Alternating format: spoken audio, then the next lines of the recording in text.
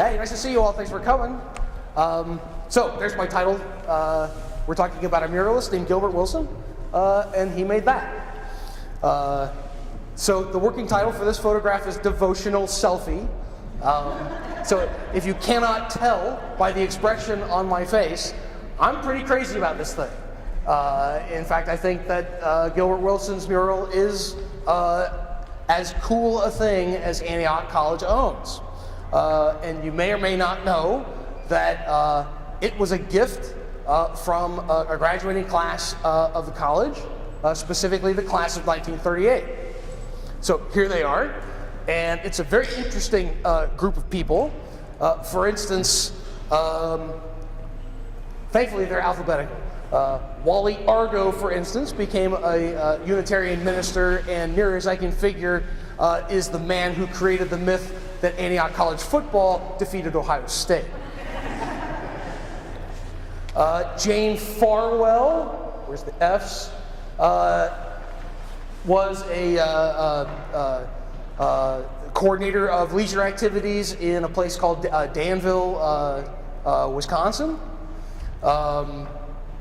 Agnes Forrest, her husband was the founder of the Current Digest of the Soviet Press, and her cooperative education job at the American People's School in New York was my master's thesis. So I kind of like Agnes in particular. Oh, so she ran like square dances and yeah.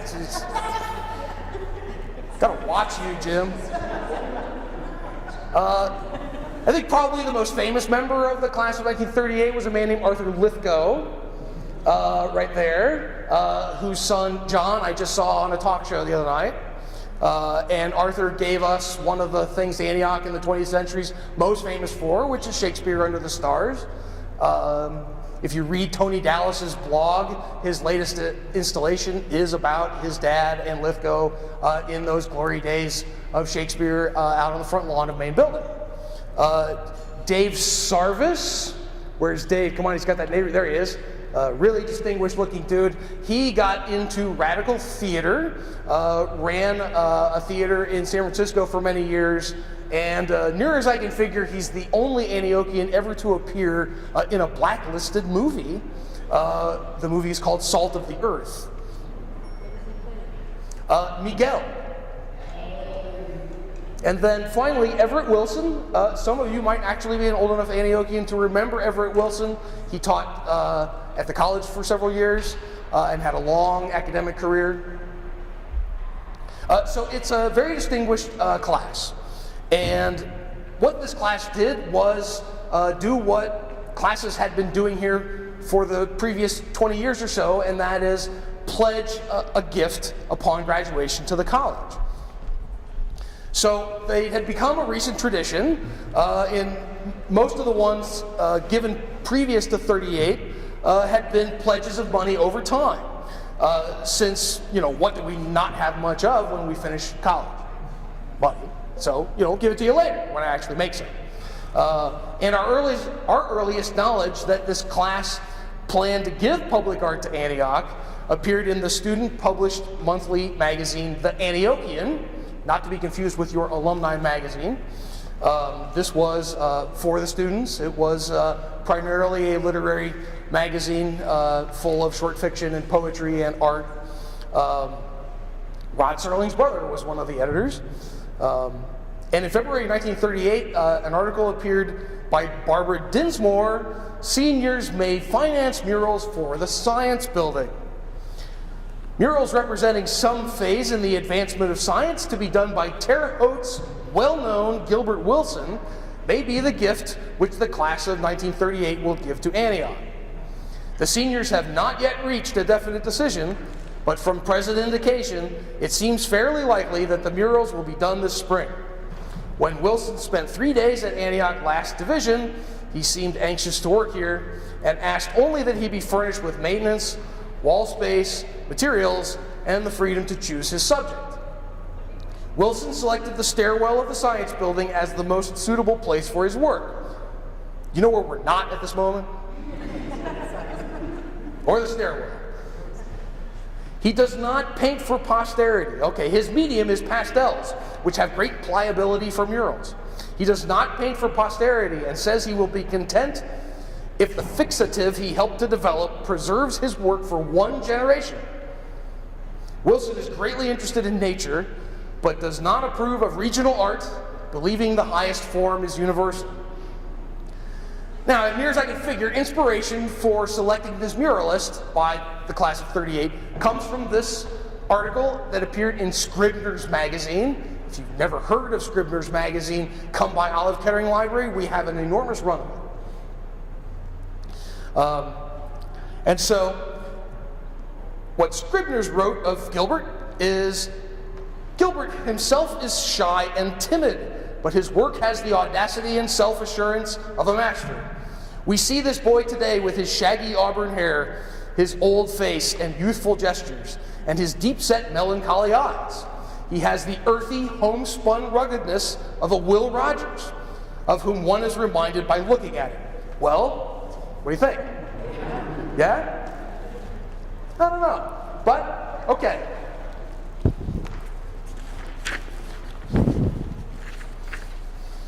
I will, by the way, mine this Scribner's article endlessly throughout this presentation. His spirit, too, says Scribner's, is rooted deeply in the environment and vitality of the people. Yet his broad, tight mouth and the inward look of his eyes bespeak a remoteness and a life all its own. Okay. He was from Terre Haute, Indiana. He was born there in 1907. Terre Haute, by the way, is known as Little Pittsburgh. Or was, and is home to two very famous individuals, both of whom were heroes to Gilbert his entire life. This is Eugene V Debs, who was for many years the perennial socialist candidate for president. And as you can see by his campaign pin, he did his last run for president from prison, which, by the way, he was arrested in Canton, Ohio, while he was agitating against the draft in the First World War. And his other hero from Terre Haute is this guy, a little less recognizable, but a writer named Theodore Dreiser, someone who really wrote, quite directly about the American experience. Gilbert attended Garfield High School, and I think he finished in 1924. And he was the artistic director of their annual, which is the Benedictus, or the Benny. You should take particular note of his, where you go? Love for dramatics, because that'll come up. And this is the art that he did for the Benny. So he was steeped in an art style of particularly public art, but all kinds of media, called social realism. This is an example of social realism by a guy named Thomas Hart Benton. Again from the Scribner's magazine. He could not, this is Gilbert, could not see an American world consisting chiefly of gambling drunkards and slouching Negro types, dining farmhands and dreary railroad crossings, spectacular tornadoes and quiet Sunday streets. He was not inspired by what he considered the writhing grotesqueries of Tom Benton, or the papier-mâché, where to go, pictorialism of Grant Wood. This is Grant Wood, and this is a mural at Iowa State University Library. This is one of 25 panels that Benton did about building America. They're all at the Museum of Modern Art in New York City. There's a big exhibit of Grant Wood at the Whitney right now. There you go. And but those are paintings, right? Yeah. Yeah, I mean the mural's obviously fixed in place, and they're not going to the Whitney anytime soon. Grant Wood and Thomas Hart Benton also prints of Springfield Museum. But these are their examples of the big pieces of public art, which, of course, our subject, Gilbert Wilson, was interested in more than anything. Okay, so you didn't like papier-mâché pictorialism of Grant Wood. There it is. They stemmed from the Middle West, Gilbert Wilson's spiritual climate. But their world seemed foreign and strangely un-American to him. Born and raised against a small-town background, his world reached out toward a universal theme. He would attend, by the way, the Art Institute of Chicago for 3 years. After a little time at Indiana State, which would be his hometown school in Terre Haute. And after that, he was apprenticed to Indiana's premier muralist, a guy named Eugene Savage. So this is Savage, a self-portrait. And an example of Savage's work would be the courthouse of Covington, Indiana, which is his hometown. Savage was a Yale grad and a member of the Yale faculty when Gilbert met him. And it was Savage that encouraged him to sort of pursue this monumental examples of public art, and specifically the guys that he loved more than anybody. They're known in America as the Big Three Mexican muralists, Los Tres Grandes. Again, from the Scribner's article, 1937. Wilson says that Mexico made him see America. Great art can and must be universal. Let's take, for instance, Rivera's monumental panorama of Mexican history, which you can see at the National Palace in Mexico City.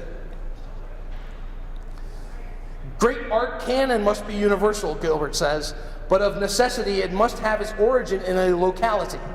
And therefore, I hope that my locality will afford my talent the greatest advantage, the greatest opportunity for its fullest expansion.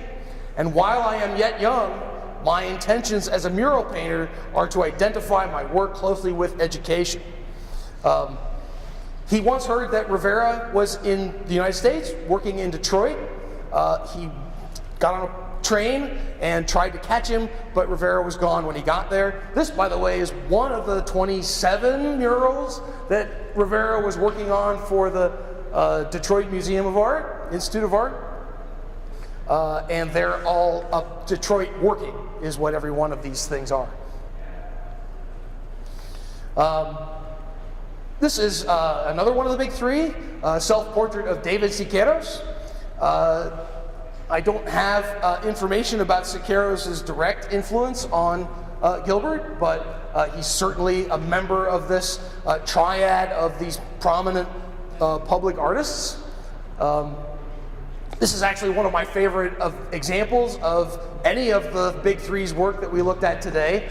I think this is called The Parade of the Bourgeoisie, and it is in an electrical workers union headquarters in Mexico City. And it's very hard to tell from this picture, but this is all like completely surrounding you as you walk up a stairwell. And it would be kind of both powerful and I would think quite disorienting too.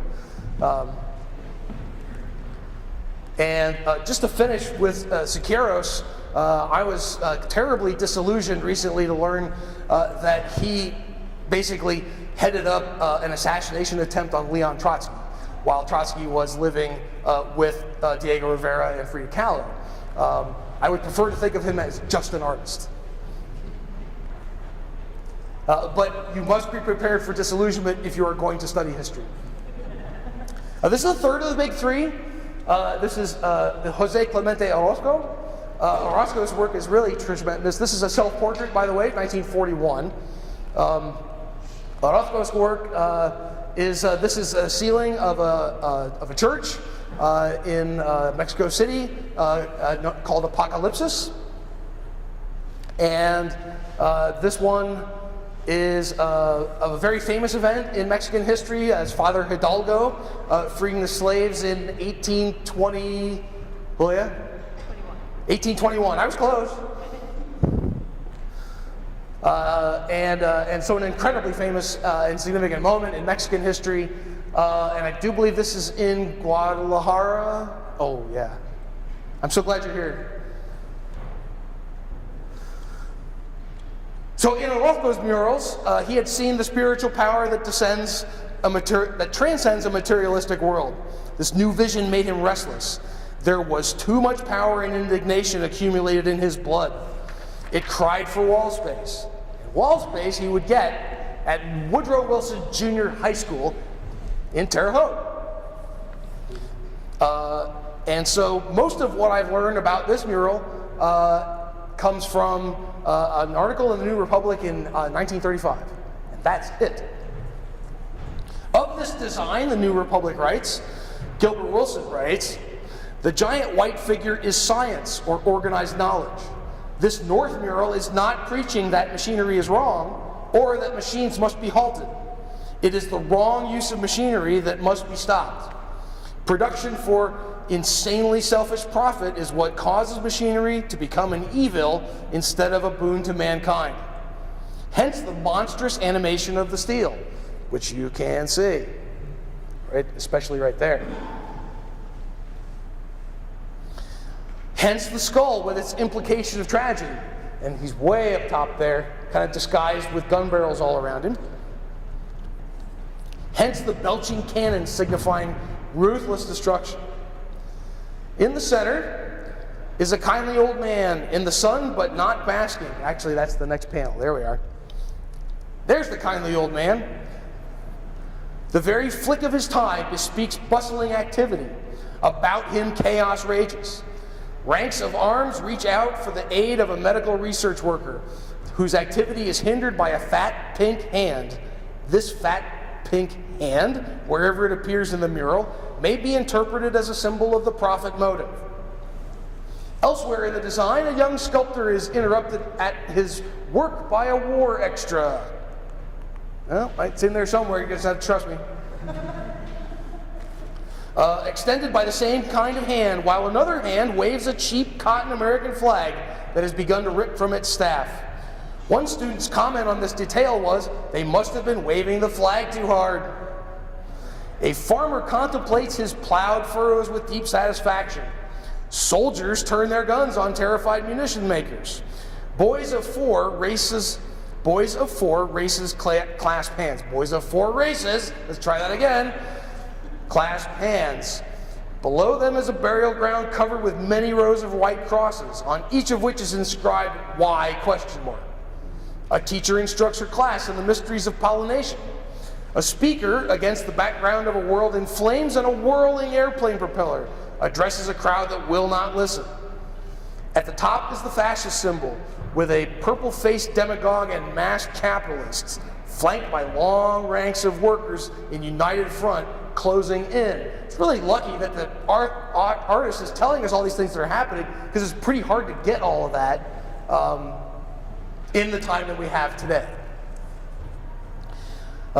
More from the New Republic. "The artistic merit of these remarkable murals aroused little discussion in Terre Haute, but the social implications brought hostility.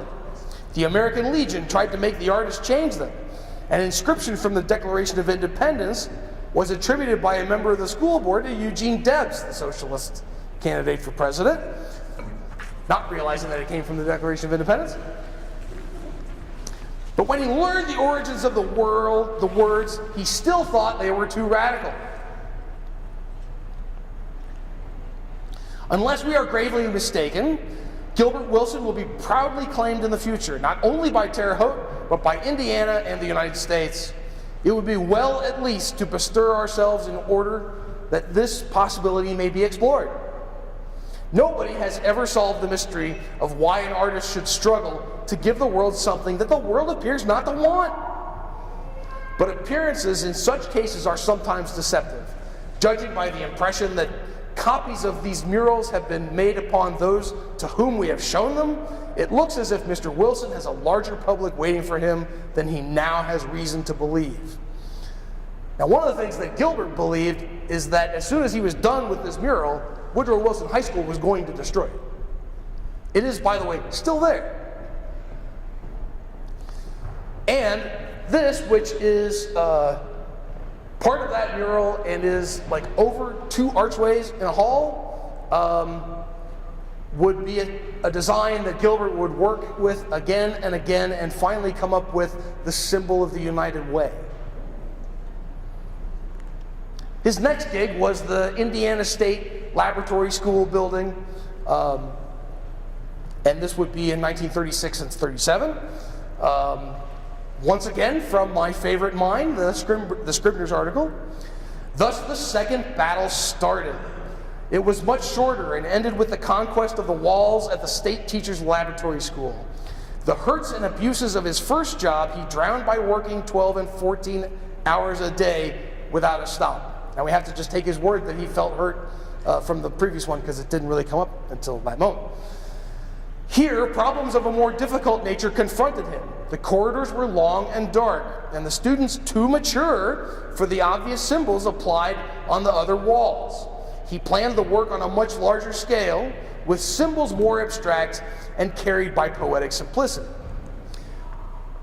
Now, these murals don't exist anymore as far as I can tell, and so we rely on Gilbert's own book and the photographs therein to understand what it is he's talking about here. So they're pretty hard to see, but these are 3 panels of the ISU Lab School mural. We see a plow, symbol of man's conquest of nature, standing idle with a rusted share against a barbed wire fence. Furrows recede into a lonely sky. Over the horizon sweeps a dust storm. The revolt of the soil, the plight of the Midwestern lands, erosion and aridity as the result of ruthless exploitation. So the Dust Bowl is happening in a big way at this moment in 1936 when he's working on it, and people are finally realizing that it's too much tilling that really is one of the main factors in this natural disaster. The dust storm exposes the roots of sprouting seeds and fresh new verdure, the inheritance of the generations to come. Next to it is a swirling abstraction of varied shades of green, the mysterious forces of growth. A youth is bent over a tender seedling, pleading in gesture that it grow great and tall. Light and rain slant down in promise. But in the next mural, so somehow all of that was there. All of the next should be here. But in the next mural, the theme changes from positive to a negative expression. The color drops in key and tone. Okay, we have to trust that it's color. An old man portrayed with utmost humility, completely lacking in human beauty, yet neither ugly nor repulsive, is drinking from a waterfall in the midst of desolation. Water descending from the jagged rocks forms itself into a stream that flows into a distant cavern. The design changes abruptly into a snarl of mechanical contraptions, vaguely suggesting the shiny gadgets of plumbing instead of spiritual nourishment. Next to this, wheat blows in the wind, strong, sure, unfailing, golden wheat, and a boy gazes at the stream, which has reappeared. The expression becomes positive, all beauty and peace.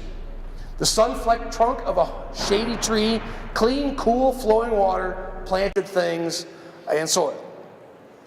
That is one portion of the vast mural. Another shows in contour the collapse of industrial civilization. I guess it's this last one. There is a modern theme of the Last Supper called Table of Brotherhood, with representatives of all races and cultures. A tremendous gun, bayonets, and a gas-masked skull are thrust forth into the gathering. A huge portrait of Lincoln divides the Negro's evolution from feudal to industrial slavery. Another section depicts the emptiness of commercialized entertainment, radio, motion picture, dance halls. But this second set of murals, with its magnificent sweep and meaning, does not exist anymore. These murals were wiped off the walls in a few desperate moments one night by Wilson himself.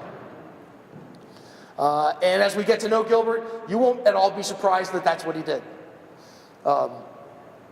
His next gig, by the way, 1938. At the time of the Scribner's piece, he had just gotten it, hadn't gone to do it yet. And it's here at the Spink Wawasee Hotel in Wawasee, Indiana. This coming summer, again the Scribner's piece, new walls await him at the Theater and Convention Hall of the Spink Hotel in Wawasee, Indiana. He wants to paint the recreation of our world today, shrill and jazzy and mechanical, without soul or memory. Again, back to his book. Perched on the top of a mountain of misery and starvation. And then there will be the recreation of a future society full of harmony and meaning. Now, I think we're getting a picture now of what kinds of things Gilbert wants to depict. And we might also understand if someone in the recreation business, like a hotel, might not want that in their conference room. And so these were removed by subsequent owners of the Spink Hotel, but you can still go there. It's still open. And this will be a recurring theme in Gilbert's life, and that is that whatever it is that he creates, he assumes that his public does not wish it. There's Gilbert. This photo was taken by Axel Banson, class of 1929, and is pretty much how he looked at the time that he came to work at Antioch College. And there he is doing the work. In this space, and we know, obviously, because we're in this space with the mural, that it is in this space. But if you remember from the outset, it's not supposed to be here. It's supposed to be there, in the science building, which we now call ASB. Science, by the way, was designed by members of our faculty and paid for almost entirely by a guy named Charles Kettering. So in the Antiochian, in March of 1938, the headline appeared, "Kettering votes to decide fate of science murals." The senior class expects that its proposed gift of a mural to be painted in the stairwell of the science building will be accepted or rejected within the near future. The senior class members agreed that Mr. Kettering should be, there is Mr. Kettering, should be consulted, as it is felt that the murals would be in the nature of an architectural alteration, tending to soften the intentional barrenness and severity of the stairwell. So that stairwell is pretty much looks the same as it did back then. Barren is not really the feeling that I get from it, but it could probably use a little softening. Mr. Kettering has been asked for his opinion on the proposed gift. Betty Owen and George Halverson, members of the class, who signed the senior class, members of the senior class committee, expect an answer soon. Here's another shot of Kettering, by the way, dedicating the building that I work in, Olive Kettering Library, in 1955. Kettering famously refused to let anybody name anything after him. And so that's why ASB was called Science. We wanted to call it Kettering Hall. He also refused to have the thing named with this timeless prose, this is a place to work and not a monument to anybody. So that was in 1930. By the time we built the library, we were onto him, and we knew that he wouldn't let us name anything after him. So what we did was we asked his son, Eugene, right there, who was by this time head of the family foundation, could we name it after his deceased mother, Olive? And Eugene thought that was okay, and then Charles thought that was okay. So that's why we're the OKL.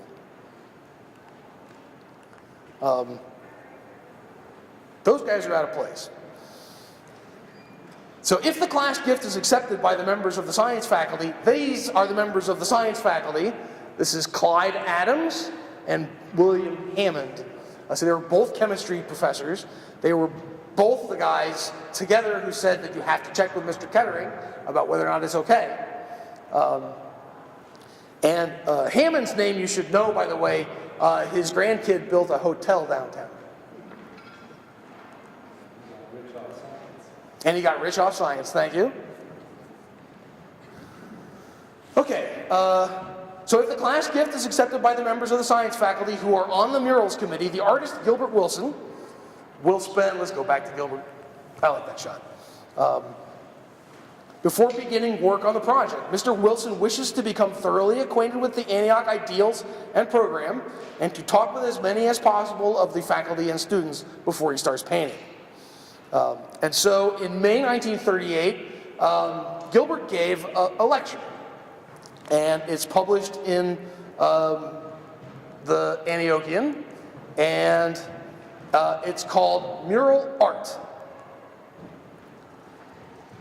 Mural art of the past ages was devoted largely to religion. I'm going to go back to that one again. Can't help myself. Mural art of the past ages was devoted largely to religion, Gilbert says, with the purpose of creating in the minds of people a sense of worship and a moral responsibility toward their fellow beings. Art, then, was generously patronized and richly supported by the church, which in one sense enabled art to have a wide public function. The church is no longer the great patron of art it once was, and with the advancement of knowledge, there has been a dissolution of the old accepted themes which once inspired painting. Therefore, mural art today has found it necessary to cast about for new means whereby it can relate itself to life and give to life the intense and inspiring meaning it always has in past ages. I came to feel that if there is to be social progress, it naturally follows that there is a need of creating a broad social consciousness in the minds of growing generations. In developing that point, I propose to assume that there is recognizable truth in the old adage, what is everybody's business is nobody's business. Hence the tragic situation of letting our world social state remain a confused and increasingly chaotic clash of affairs. Tragic, he says. Can anyone deny it who knows what goes on today in China, in Germany, and in Spain?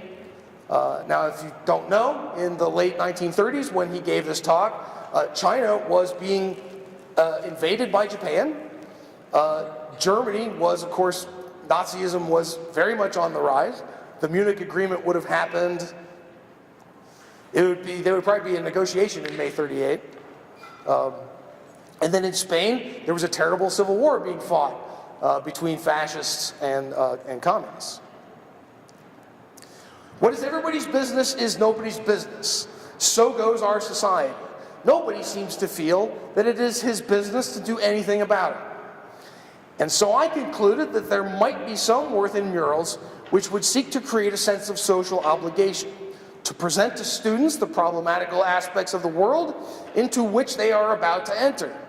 Such murals would endeavor only to present the problems and not to solve them. The solutions lie in the minds of those who pass from day to day where these walls silently speak. And that really is the purpose of public art, and that is for people who take a look at it to get their own impression of what it is they take from it.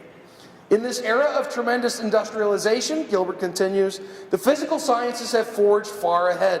Social science has lagged. The modern mural would endeavor to lay emphasis upon the need for social science. It would be an effort to correlate the two. For the past 4 years, I have been trying to obtain walls upon which to experiment in my effort to find the type of mural that might best engender a social awareness. In one sense, then, I am only an experimenter. I am trying to find the forms and symbols wherewith modern art can speak and interpret modern life. As with all of my other work so far, the mural here at Antioch will essentially be an experiment. This is the first project, he says, I have taken up where there has been any enthusiastic support. I cannot begin to say how gratifying that is.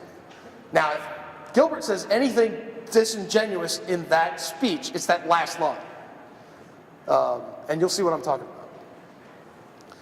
Well, as with so many other episodes in Antioch history, there followed much talk. For what happened the very same week is this. As an expression of the feeling of admiration for Gilbert Wilson's conduct during the murals discussions, the American Student Union at its meeting Monday unanimously passed this resolution. Resolved, that the Antioch chapter of the American Student Union commends Mr. Gilbert Wilson for his gracious attitude during the recent murals controversy and condemns the conduct of those members of the science faculty who prevented the use of the science building for Mr. Wilson's murals. And that is, of course, these guys, Hammond and Adams, also resident conservatives on the faculty, which might be part of the problem. But there is no doubt that the science building was certainly treated in this period as Mr. Kettering's private property, even though it was on our campus and he built it for us. The top floor was all his for his Kettering Foundation's research on photosynthesis. And, you know, he's just a guy who draws a lot of water. So people must have spent the next couple of months arguing over the decision, as this June 17th letter to the Antiochian makes abundantly clear. I better clear my throat for this one. The recent controversy over the proposed gift of the senior class is something of which the whole community may well be ashamed. Active participants in the squabble should hang their heads for the petty, vicious bickering indulged in equally by both factions. Passive and apathetic onlookers are to be condemned for their disinterest in the issue of such grave significance to the community. The whole affair seems to indicate with undeniable clarity that Antioch comes nearer to being just one more conservative, provincial, Midwestern college than any of us would like to admit. Of far more significance than the actual decision concerning the murals is the manner in which the problem was treated. The proposed gift by the senior class has aroused a passion, and it is the passion, rather than the decision, that is an index to the fundamental differences of the community. Whatever action is taken, it is essential that we keep firmly in mind that this whole question of murals is just one manifestation of a canker that has existed long before Mr. Wilson came to Antioch, and which is not at all dependent on any specific issue. If you've spent any time around Antioch, this applies to just about any period in its history. But they were especially mad about this one. So the project was moved to the Antioch gym. It was the path of least resistance. This is the gym, by the way, when it was brand new in the late 1920s. And as you can see, the road went right through, and you could just pull right up, in front and park. And the library would be about 30 years away in this photograph. So, and then there's plaster laid on the brick wall for Gilbert's work, right here. The artist wasn't pleased because what he really wanted out of his mural was to remind scientists of their social responsibility, and I think he thought that there wouldn't be too many scientists in the gym. But he did get more wall space out of the location, and you just have to visualize how restricted he would have been in the front stairwell of the science building. And so here you can see he's got a lot of room to work, as if it isn't just obvious from being in here in the first place.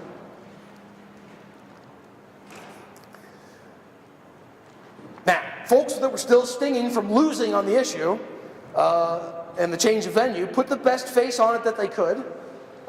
Again, from the Antiochian, 3 June 1938, under the title Gilbert Wilson.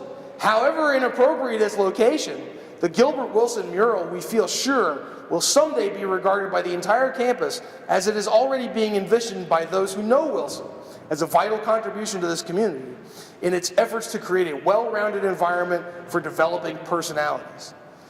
Arguing that his values and the aspirations of the college were one and the same, the writer concludes that he appears to be the very embodiment of that quality we call symmetry. Come on, symmetry. There you are. In the catalog, symmetry in the catalog. Let us hope that among the other benefits we may expect to receive during Wilson's stay on campus next year, a few of us will adopt his admirable habit of practicing what he preaches. If you have never seen this symbol before, it was replaced by the one we have now in 1950. This one, though, was in use from 1930, and it was created by an undergraduate, a fellow named Fred Sunkist Mortensen. Okay, making the mural. So Gilbert got started in the fall of 1938.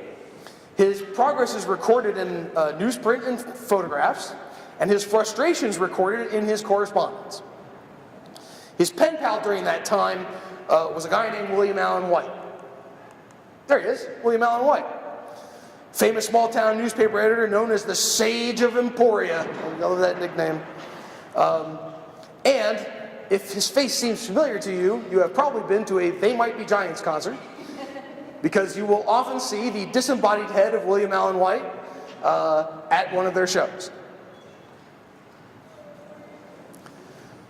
Anyway, sometimes Gilbert would lash out at William Allen White, as he did on 14 March 1939. This letter written from Yellow Springs, Ohio.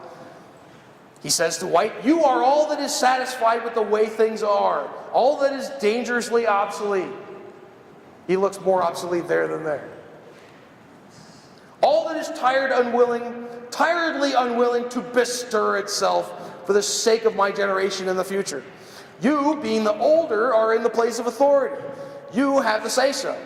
You have the wealth and the social power on your side to retain and hold things from change and development as they healthily should. And things won't change and develop under you because you are past growth. Your body has reached its growth cycle and now is he actually knows that he's going to end up disembodied. Your body has reached its growth cycle and is now long since approaching decay, and by such it breeds decay like apples in the barrel of the body politic. And the social structure so decaying, if continued, will crumble and fall of its own gross weight, just like what I have tried to express in form and color in my first panel at Antioch called collapse, where huge mechanical forms of twisted steel and cracked concrete descend in jumbled disarray upon and about a crumbling money safe, all upon the bloated figure of the capitalist, whose flesh is scrofulously and apoplectically purple, and beside whom float unawarely downward two neat and fancy ladies, picking stars from Old Glory and embroidering little white swastikas therein. And beneath it all, tragically enough, but not quite crushed, is a fetus, the future generation. So this guy would be a whiz on social media. I mean, if he could write that kind of stuff, and you wouldn't want to get an email from this dude. Throughout, by the way, their correspondence, White is really quite conciliatory, given the shade that was just thrown upon him by Wilson in quite a fit. They, by the way, did not know each other. At some point, Gilbert had to explain what he was doing to the community. He never, like a lot of muralists, did not wish to submit sketches in advance, fearing that there would be some restraint on his artistic expression. But he simply had to address the Antioch community about what it was he was doing. And so the Alumni Bulletin of May 1939, which we call the Antiochian today, under the title "The Murals in the Gym," Gilbert Wilson gives the philosophy which guides his painting. I am one who believes that no kind of art, no painting, no literature, no play, no work of a creative nature in our day can have validity except as it relates vitally to the social scene. And so, upon the premise of all art must relate vitally to the social scene, I have approached the painting of the mural in the gymnasium here at Antioch. I believe that the intense instability of the social conditions of the world prohibit me from painting as artists before my time have painted, both as to techniques and to subject matter. I cannot see the virtue of painting murals in a lasting medium on what is, figuratively speaking, a crumbling wall. I believe that we who find ourselves impelled to create in this present day are committed by the very nature of the times in which we live to employ our talents. Not toward the creation of beauty, but rather toward a preparation. I might go so far as to say a preservation of the chance for beauty. There is an ancient proverb that runs like this: "Foolish is the man who boasts of his beautiful bracelets, having lost both of his arms in war." Now, Olive Cutting Library is loaded with resources about old quotes and sayings and adages, and this one's not in there. So I'm not so sure that it's an old saying, but I think it makes his point nonetheless. I'm just checking his work, that's all. It is simply that this is a day when the primary concern is our aims, not the bracelets we wear on them. Not our aims, our arms, not the bracelets we wear on them. I am taking the bracelets, of course, as a symbol of all culture, all human refinement, all the accomplishment which the human race can lay claim to, above and beyond a purely physical or animal existence. Competition to survive in an age as potentially plentiful as ours is as senseless as grunting compared to speech. What to do? He asked rhetorically. The problem as I see it is this: it is the artist's task to try to sift the world problem down to the simplest, most cogent terms. Then it is his task to paint something which will seek to remind us of the few basic and fundamental premises upon which a solution of the world problem rests. Namely these. First, absolute equality of the two sexes. Second, that all races, which he puts in quotes, are equal. That they must and will slowly merge into one greater entity will be the consumption of them all, which might be that. And third, that mankind must so order his society that machines will do the labor, leaving him free to expand the spiritual propensities of his nature. The world problem cannot very well be reduced to simpler terms than these, and these simple terms are essentially what the mural at Antioch shall attempt to set forth. In this first panel, I am trying as an artist to sound the last note in the scale of human values, the very deepest of doomful depictions, the utter essence of finality, so far as a defeated civilization under a machine age can be conceived. Whereas the collapse panel, which is our first one here, is constructed with sharp angles and an absence of horizontal and vertical lines, the panel called order, which is right over here, will be built on the geometrical form known as the circle. Around a circular table are grouped the different races of the world eating. Beneath is machinery comprised chiefly of wheels to express again the circle. The machinery is placed at the bottom of the order panel because we might assume that is where it belongs in the ideal society. In the collapse panel, the machinery is up top. In the upper part of the order panel is a circular symbol embodying photosynthesis.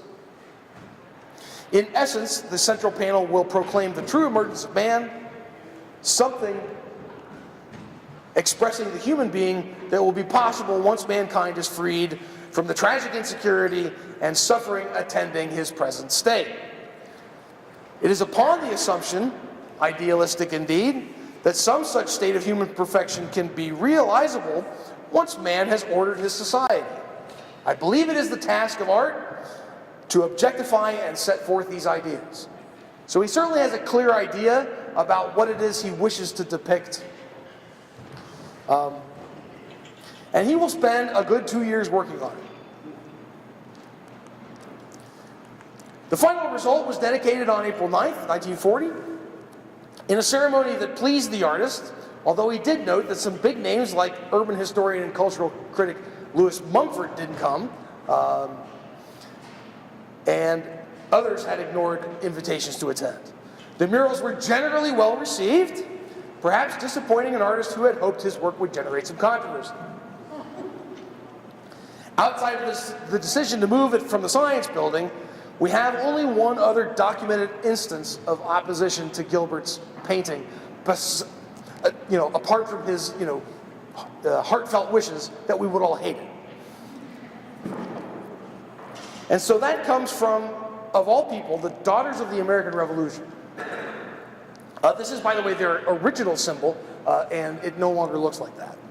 But this is what it looked like back in September 1940, when their visit to campus was discussed in a governing body the college used to have called Administrative Council, ADSL for short.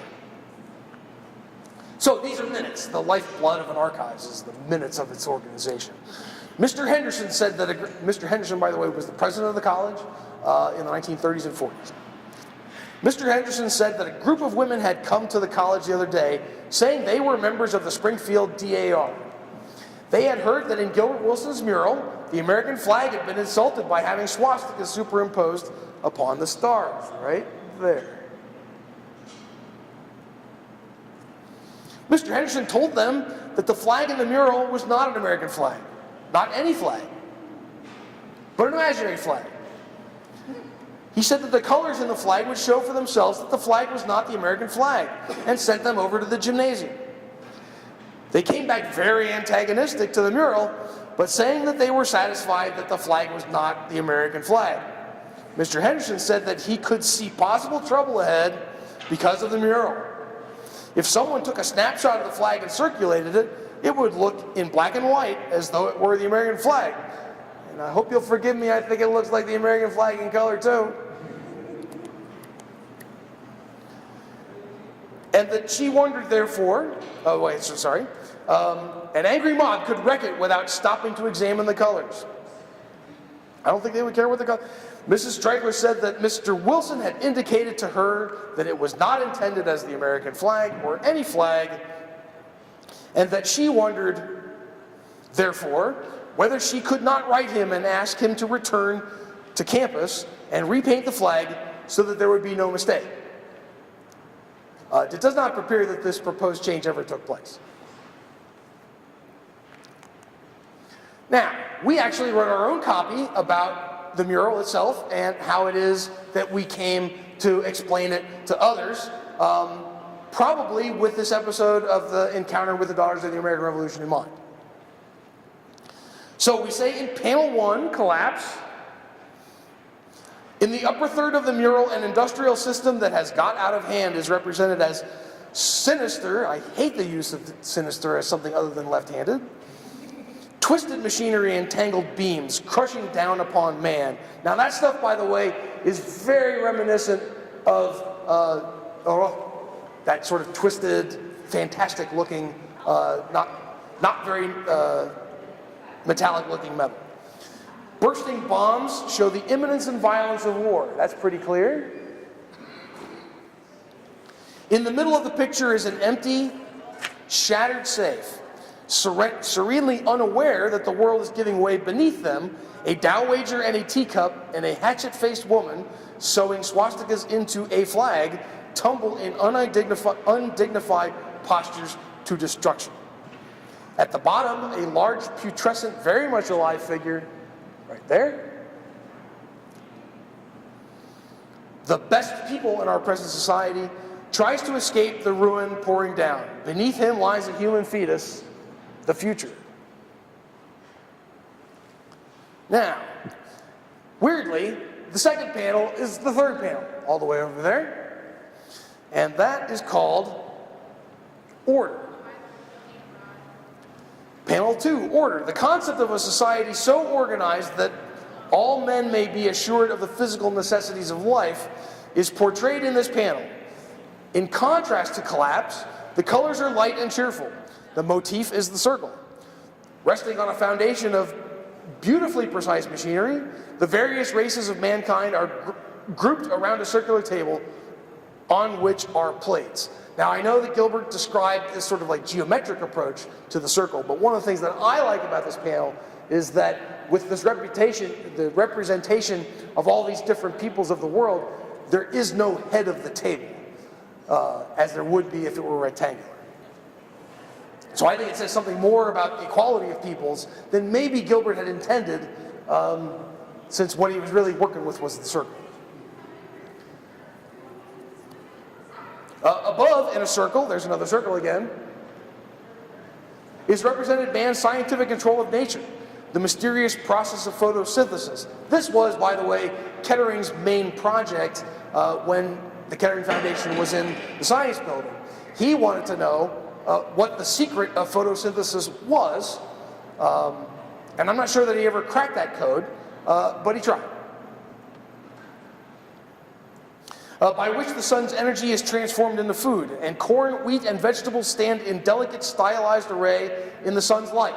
Huge cables carry the sun's energy down to the machinery which will do man's work. All of this sounds like an ideal, this sort of like mechanization and machines doing things for us, but we're kind of like afraid of that right now, right? You know, at what point is the machine going to take away the job that I do for a living? Is the question that we all ask ourselves. Panel 3, man emerges. To the artist, the important thing is not any one particular social system, but mankind. Here, in the lowest and smallest set of figures, he paints a man as he is today, with clenched hands of divided races, down here. In the second, man and woman, the races have blended. The bodies are more relaxed. Humanity is of larger stature. In the third and dominant set of figures, with the rainbow arched above them and its colors glowing in their flesh, we see man and woman as they may one day be, free, equal, and reaching the full measure of their physical and spiritual power. And then Gilbert kind of unified all three of them with a rainbow, as you can see there. But it's pretty difficult without somebody talking about it to realize that it goes 1, 2, 3. And maybe at this point I should point out that Gilbert was a gay man, and according to a scholar of him from Terre Haute, this man was Gilbert's type.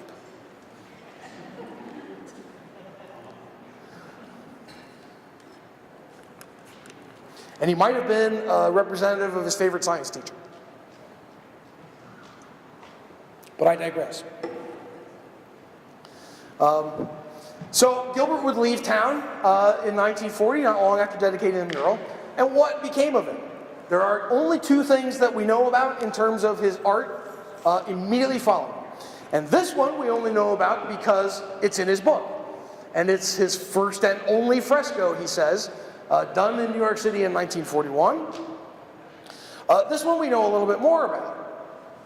And so during the Second World War, he got a job with the government doing basically propaganda. In 1943, Gilbert designed a stamp promoting the cause of racial equality and justice, showing two hands, one white and one black, with an American flag in the background and a quotation from President Franklin D. Roosevelt underneath, that minorities are vital to victory. He had 300,000 of these 3 by 2 inch stamps printed up with the hopes that he could sell them for 2 cents apiece. The money would then be used to attack racial discrimination. Affixed to the back of envelopes, he believed, so you would use it to like close an envelope. He believed that the stamps would help re-educate a racist America to the cause of equality. Unfortunately, and that makes sense, right, after what I just said, unfortunately, he found few people willing to buy them. Antioch College did order 5,000, by the way, and that's probably why I have one in the collection. We used it to raise scholarship money for black students, and nearby Wilberforce, a historically black institution operated by the African Methodist Episcopal Church, ordered 7,500 more. I don't know if they have any left. But there were few other purchasers, and another one of Wilson's bright ideas vanished into the void of popular indifference. That's kind of the way he would look at it anyway.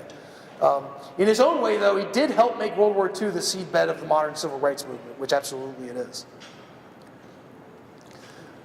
So here's a photo of Gilbert that was taken in the late 1940s as part of promotion for a book that he wrote.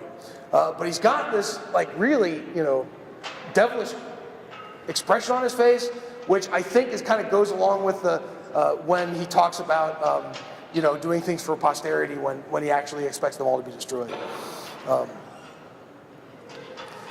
So we know about Gilbert's book, first of all, from its appearance in the Antioch Alumni Bulletin of 1948.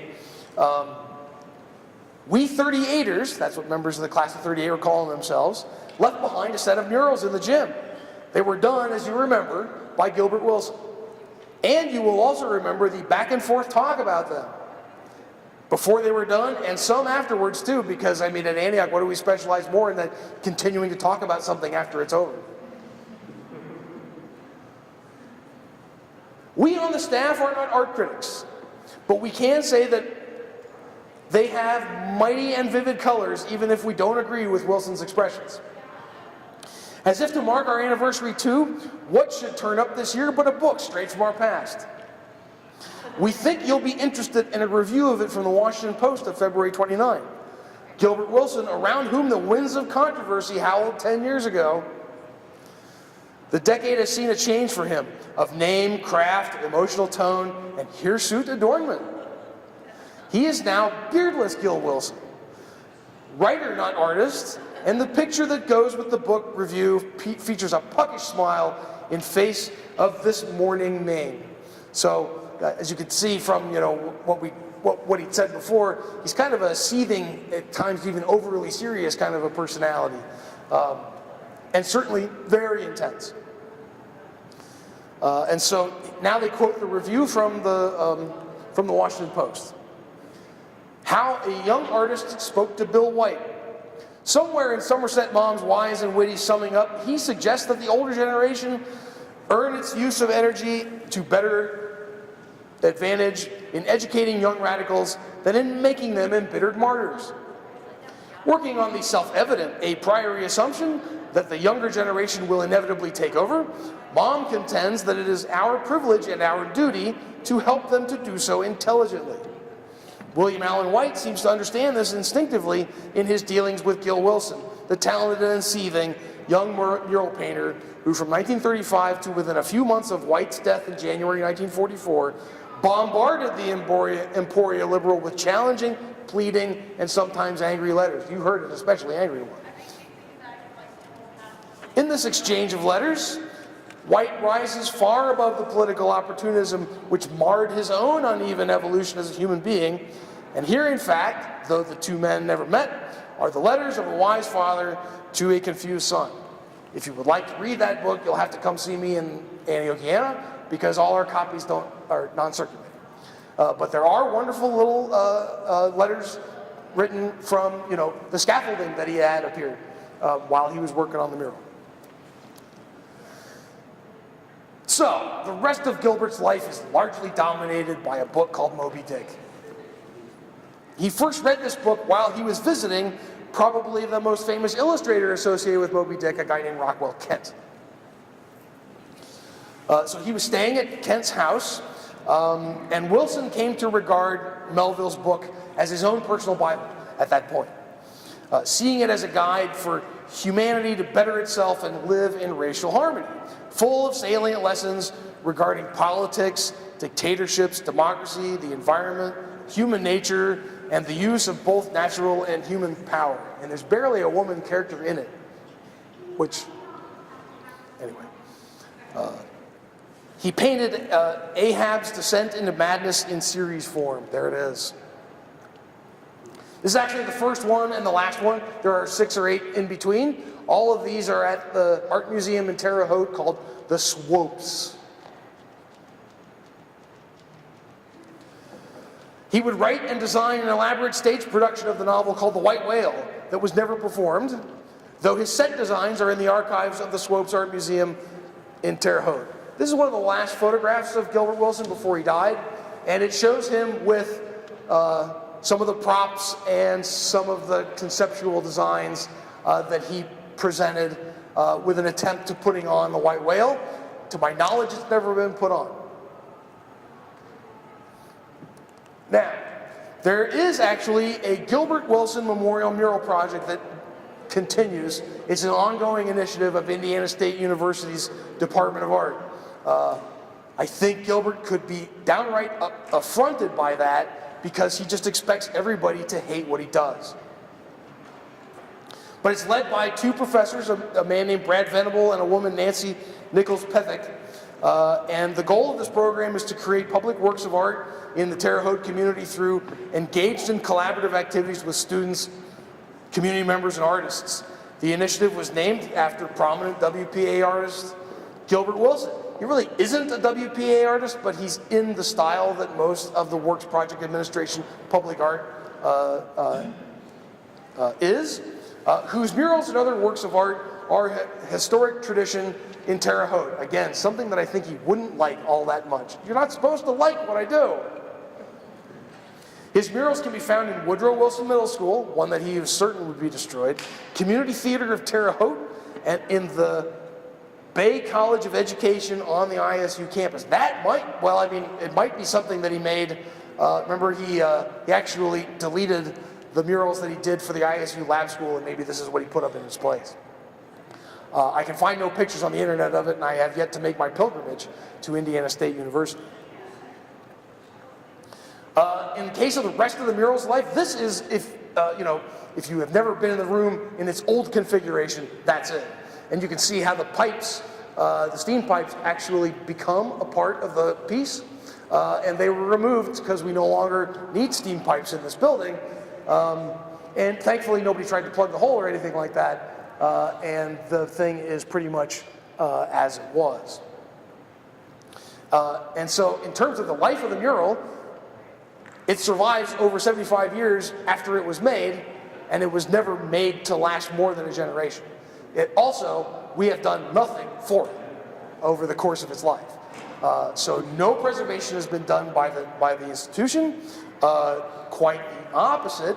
The Gilbert's mural has done nothing but take a beating over the course of its life. Not just sun or changes in heat and temperature and humidity. This building was closed for 4 years, for instance, while the college's operations were suspended. Not to mention the relentless bounce of countless basketballs. Old timers who went to high school here in the 40s told me that there was a scoring system for what you hit on this mural, and I will leave it up to your imagination what the top scores might be. So subject to all the elements, the college's closure, major renovation, when the architects who redid this building started telling the college community what they were going to do, I raised my hand and I asked them what they were going to do about the Gilbert Wilson mural. Their answer was, we have a plan. And they weren't going to tell me their plan. So I went to their boss, who was my boss, a guy named Mark Roosevelt. I was like, Mark, do you know what the architects are going to do with the Gilbert Wilson mural? And the answer I got was, they have a plan. I still don't know what their plan was. But the thing is still there, and I can guess too, Tom. And I'd rather not, because it's still there. So basically, that's, I'll be thankful for that.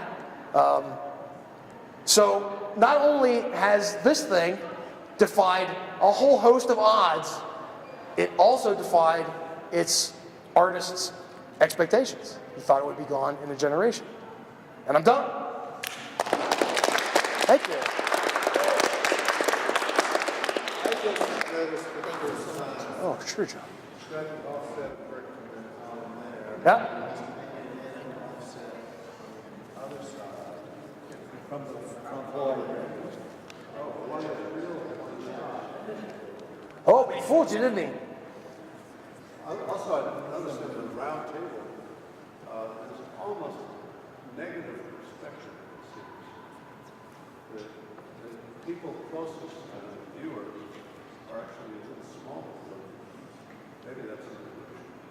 I think if pressed to talk about his artistic talent, ability, what he was good at and what he wasn't, I think Gilbert would tell you he wasn't really good at drawing people.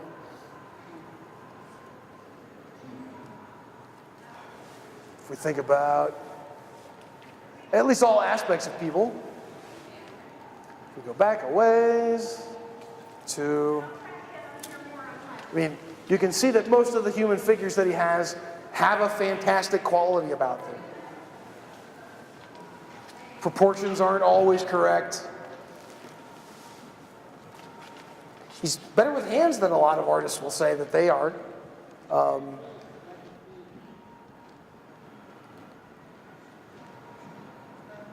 And so, yeah, so he's a... It's amazing. So this thing, if I didn't point it out already, is just chalk on plaster. That's all there is to this. So Gilbert claims to have invented a fixative which he sprayed onto the thing when it was done. But I don't know what it is. He would have done it 75 years ago. That's one of the reasons you haven't had to fade most pastels are using. And then also there's plenty of Gilbert's own sweat and blood, literally into this image. Because what he would do is he would, rub with his fingers, the chalk once applied to get, the exact, effect he was looking for. And if you were doing that on plaster long enough, you might start bleeding. But certainly this space in much of the period that he was working in would have been largely intolerable. It would have been incredibly stiflingly hot in the summer, particularly if the windows were closed, and he would be up high near the ceiling. As far as I can tell, he did this all by himself. There were two people on that scaffold. Good eye, Richard. You're right. But I have, there's a person up here, and then a person down here. but I have no information. He does not ever name an assistant. Bud Marsh from over Washington. Okay. Yes, that might be Bud. He was certainly tall. My sense of Gilbert is that he didn't have a problem with people like watching him work. And so he probably had all kinds of visitors. He might have had somebody build a scaffold. I don't know who anybody is in here except, and Gilbert is, I only know because I can pick him out of a lineup. You know, that's definitely him. Let's try another shot of work. Do we know how much the colors have changed? Because there's an earlier picture that it looked a lot brighter, but then there's a later picture that it looks brighter. Well, every color photograph is from the 21st century that's in this presentation. They're the only color photographs of it I've ever seen. So one of the things that has really bright, brilliant, beautiful color in this presentation is a mural that he did in Indiana. And I wonder if that's what you're talking about, which is that one. No, there were two pictures of this one, an older one and a newer one. Okay. And they both look bright. Well, one I took while the college was closed, Okay, so they're not that old. be 2009 or 2010. If someone has a plan, they have not shared it with me. So yeah, I took this before the renovation started on this building. The lighting would have been different at that time. These are fluorescents. I think the only light I have here is sunlight.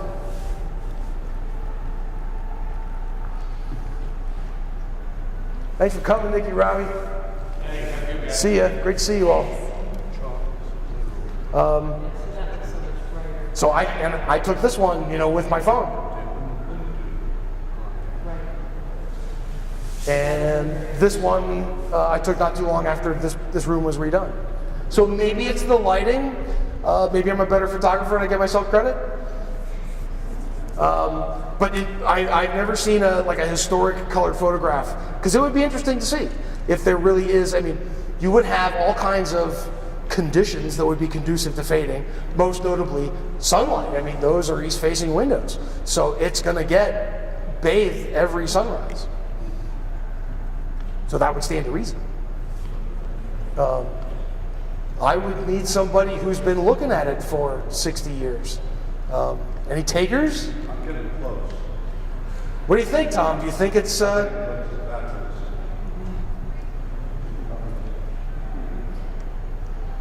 So I would say it makes sense, but I'm not sure I can answer the question.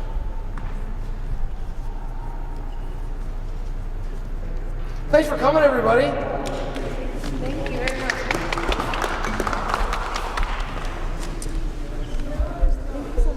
Oh, absolutely.